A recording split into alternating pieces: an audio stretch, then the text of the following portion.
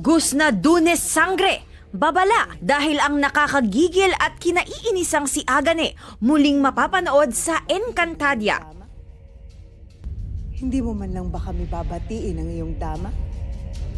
Nostalgic feels nga raw ito para sa gumanap sa role na si Rochelle Pangilinan. Ang surreal nung pakiramdam na nakita-kita kami sa set at talagang babalik ang mga hator dito sa Encantadia. Aabangan kung ano ang magiging papel nila sa kwento lalo't kasama niya sa balaak ang main villain squad, Hagorn at Gurna.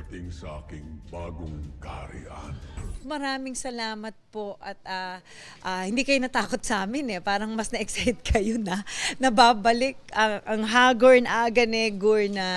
Excited at naghahanda na rin si Rochelle sa Sex Bomb Reunion Concert sa December 4.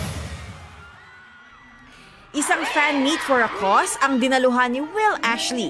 Organize ito ng fans nila ni Bianca De Vera. Nag-perform din sa event sina sparkle artist Matt Lozano.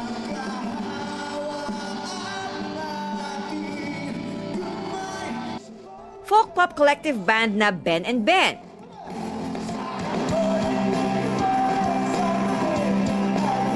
Pati na ang bandang Healy After Dark.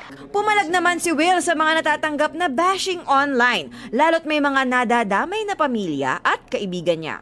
Thankful naman siya sa suporta ng fans. Para mag-spend sila ng time to defend me, to protect me, sobrang na-appreciate ko po yun.